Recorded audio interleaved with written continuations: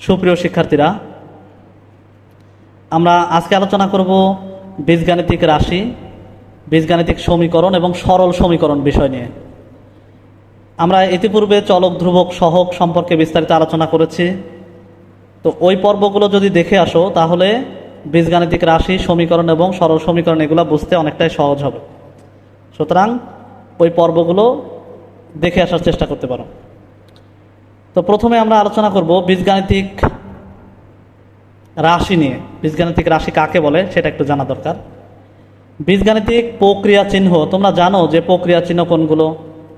যোগ, বিয়োগ, গুণ, ভাগ, বড়, ছোট, এইগুলাকে বলা হয় প্রক্রিয়া চিহ্ন। তো বীজগাণিতিক প্রক্রিয়া চিহ্ন, চলক, ধ্রুবক ইত্যাদি ব্যবহার করে যে রাশি তৈরি হয়, মানে যে সম্পর্কটা তৈরি হয়, তাকে বীজগাণিতিক রাশি বলে। তাহলে সংজ্ঞাটা ভালো করে খেয়াল করো। বীজগাণিতিক প্রক্রিয়া চিহ্ন থাকতে হবে, চলক, ধ্রুবক ইত্যাদি ব্যবহার করে যে রাশি তৈরি হয় তাকে আমরা বীজগাণিতিক রাশি বলবো।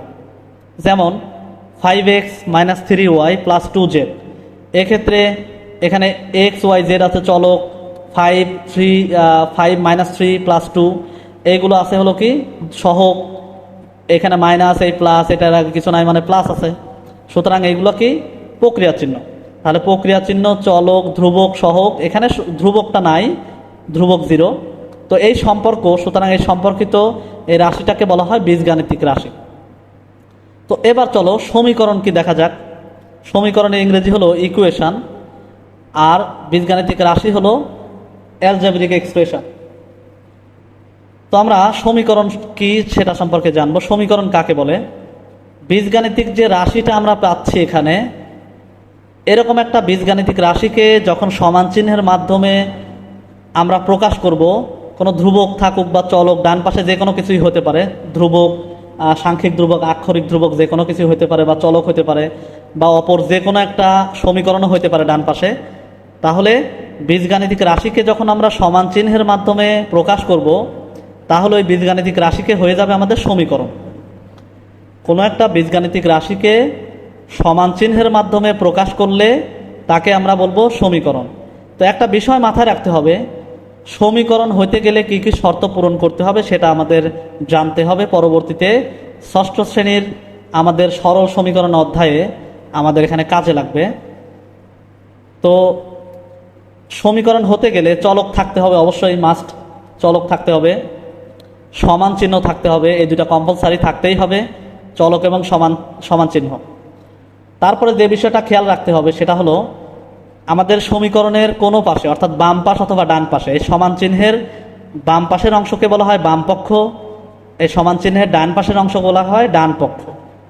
এই সমান চিহ্নের বাম পক্ষে অথবা ডান পক্ষে যদি অসংজ্ঞায়িত, অনির্ণীয় অথবা অসীম এই জাতীয় কোনো রাশি আসে, অথবা সমান চিহ্নের পরিবর্তে যদি বড় চিহ্ন অথবা ছোট চিহ্ন আসে, মানে লেস দেন অথবা গ্রেটার দেন চিহ্ন আসে, তাহলে সেটাকে আমরা সমীকরণ বলবো না।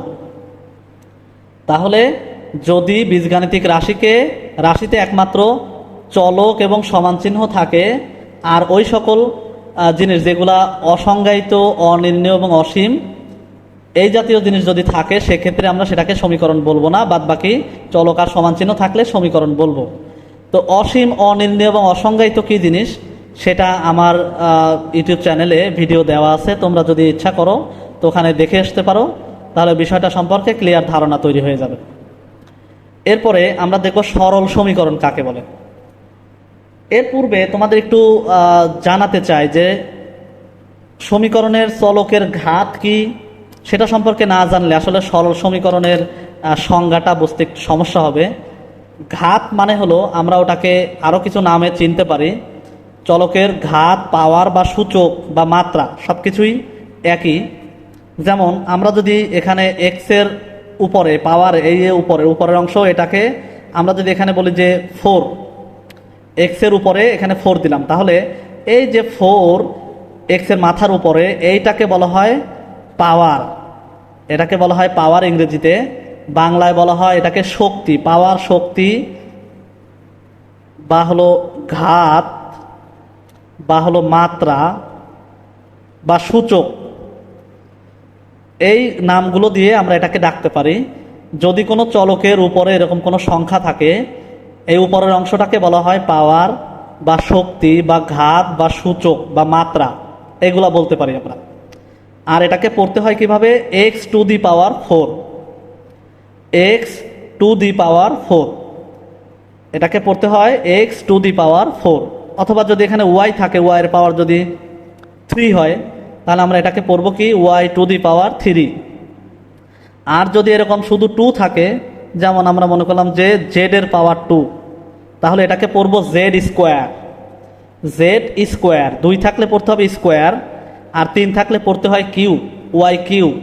অথবা পড়তে হবে Z to the power 2, Y to the power 3, X to the power 4। অথবা এই দুইটাকে আমরা এই পৃথকভাবে আরও বলতে পারি যে জেড স্কোয়ার অথবা ওয়াই কিউ। 3 থাকলে কিউ, 2 থাকলে স্কোয়ার। তো এখন এই যে আমরা সমীকরণ লিখেছি, এই সমীকরণের মধ্যে এক্স এর মাথায় কিছু নাই। কিছু না থাকলে কত থাকে আমরা জানি সবাই? 1 থাকে। এক্স এর মাথায় কিছু নাই, তার মানে পাওয়ার 1 আছে, উপরে আছে 1। এখানে ওয়াই এর মাথায় কিছু নাই, তার মানে কত আছে? 1 আছে। তো যদি কোনো সমীকরণে চলকের পাওয়ার এরকম 1 হয় বা ঘাত 1 হয়, তাহলে ওই সমীকরণকে বলা হয় সরল সমীকরণ। বিষয়টা ভালো করে বোঝো। যদি কোনো চলকের পাওয়ার 1 হয়, বা মাত্রা বা সূচক বা ঘাত যাই বলো, চলকের যতগুলা চলক থাকবে, প্রত্যেকটা চলকের পাওয়ার বা ঘাত বা মাত্রা যদি 1 হয়, 1, তাহলে ওই বীজগাণিতিক সমীকরণকে বলা হয় সরল সমীকরণ। তাহলে সংজ্ঞা কি দাঁড়ালো? একঘাত বিশিষ্ট সমীকরণকে সরল সমীকরণ বলে, যেটা বললাম আমি। যদি কোনো চলকের মাথায় 1 থাকে পাওয়ার, যতগুলো চলকই ব্যবহার করা হোক না কেন, তাহলে ওই সমীকরণকে বলবো আমরা সরল সমীকরণ।